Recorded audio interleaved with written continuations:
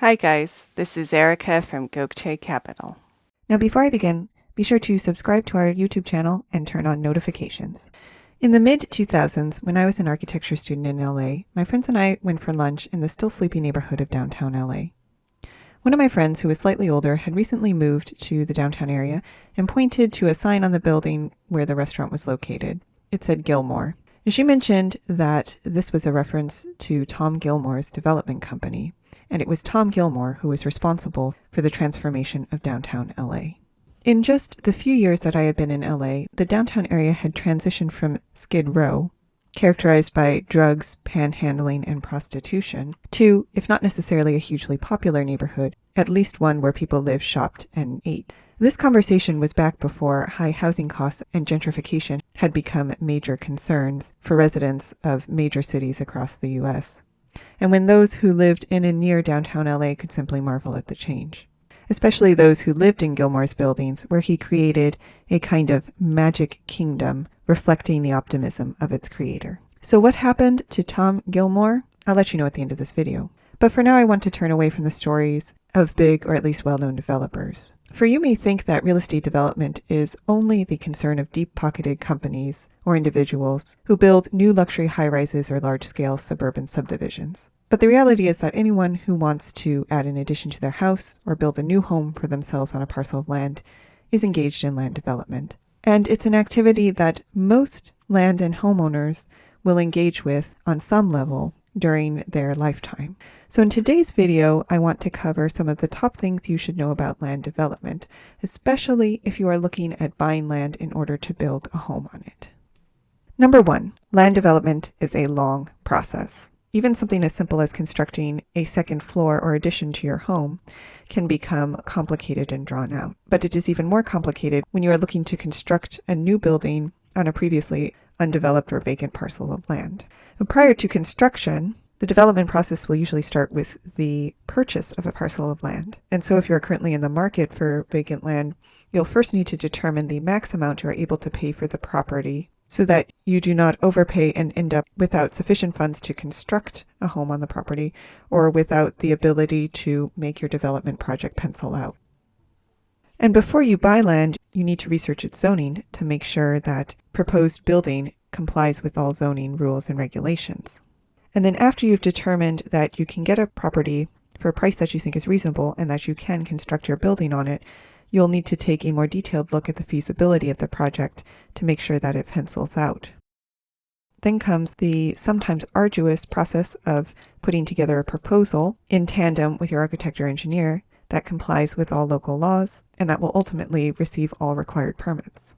You can then secure financing and work through the entitlement process to gain all necessary approvals. So these are all the steps that come before you even get around to construction. After that, you'll need to build your building and, if you plan to sell it, market it as well. Number 2, research zoning and building regulations. As I briefly alluded to, any development project will need to comply with local zoning and building rules and regulations, so you'll need to have a good handle on them before you begin the process. But it's not just zoning that you need to look out for. Especially when you are developing in a more rural area, the property could have deed restrictions or CCRs on it, or even easements that will impose further restrictions on where a building can be built or what may be built. So you'll want to understand all of these additional restrictions as well. Number 3, have a plan for utilities.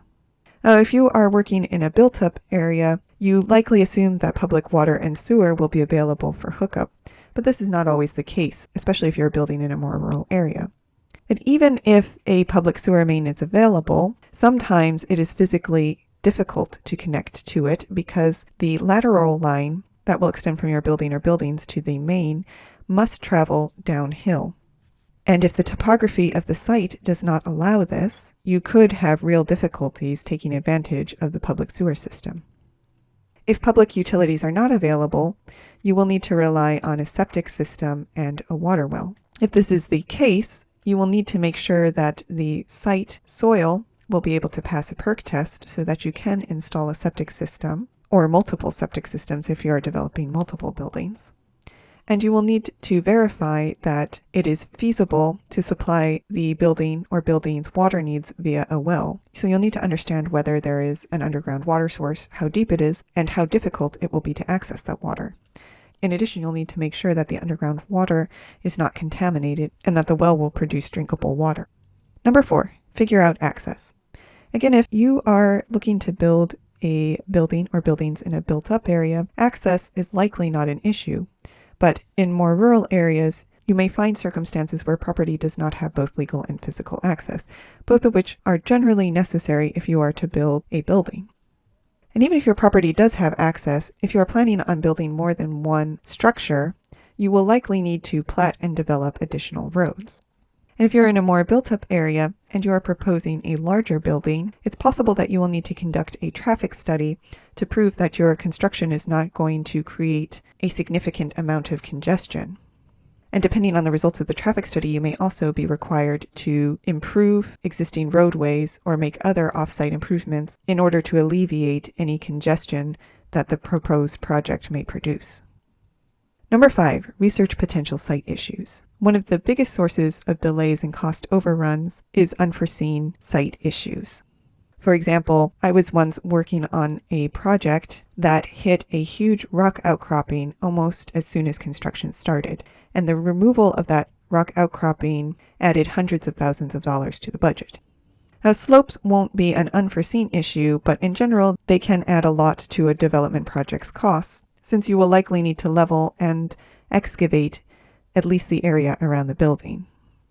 Floodplains are another major issue, especially when a project is located in a special hazard flood zone, as the building will need to be developed in a way to prevent and mitigate flooding risk. In a similar vein, wetlands come with a lot of restrictions on development and can easily prevent your proposed project from moving forward. Although perhaps less of a concern than rock, poor soil and soil erosion can add to the cost of development, especially if the soil is poor because it has low bearing strength and thus will require more expensive foundation.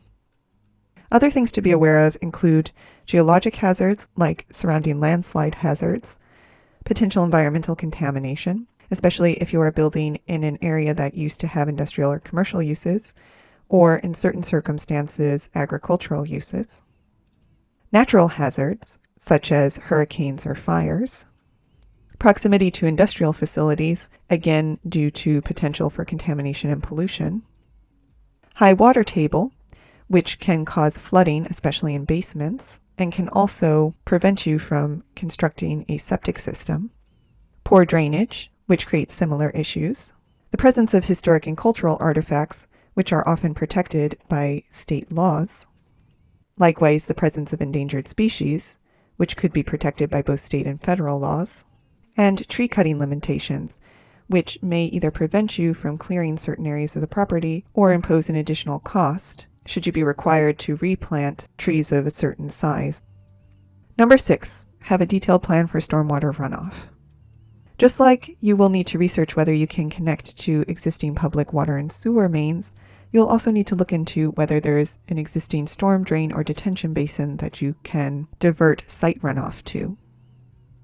If not, you may need to build on-site stormwater infrastructure. This may be the case even if there is an existing public stormwater drain, if that drain is not able to handle the additional runoff from your project.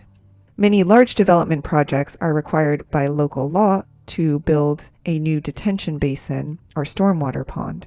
So if this is the case, you will need to set aside the space on your site for this, and you will also need to budget for its cost. And generally, you will need to think about controlling sediment, especially during the construction phase of your project.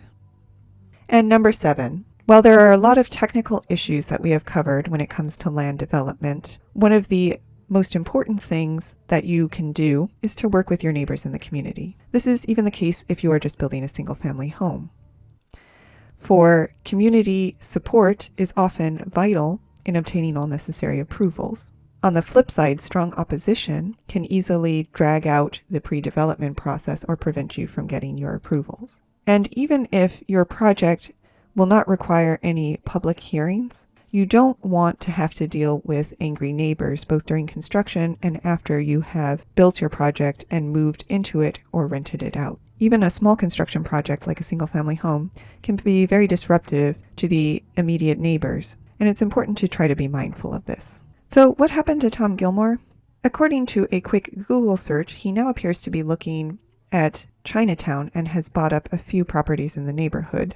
And these acquisitions appear to be generating far more controversy, especially because one of the properties he purchased is home to a beloved local market. Still, there's something about at least the story of the idealistic, optimistic developer that has stuck with me through the years. There's a reason I think that developers sometimes have a larger-than-life public image, whether that's as a hero or a villain. And that's because land development is the ultimate act of changing the environment. And while this can sometimes come with huge negative consequences, it can also be one of the most optimistic acts that any of us can do in our life. And many of the comments and stories that I read and hear from fellow land buyers are about the dreams they hope to make a reality and the way in which land and ultimately the development of land is going to help them achieve a goal. Whether that's building a homestead, creating a tiny home park, or a shelter for abandoned animals, the act of developing a parcel of land is often an optimistic push to achieve a dream. So do you have any stories or ideas about developing land? Let us know in the comments. Did you like this video? You're going to love our Gokce Land Due Diligence program. We'll make you a land due diligence expert in just 7 days. Check it out at gokcecapital.com/glad. And while you're at our website, don't forget to explore our $1 down properties at gokcecapital.com/listings. Finally, don't hesitate to reach out with any questions. You can email, call, or text, and we will respond as soon as possible. So thank you for listening, and more to come.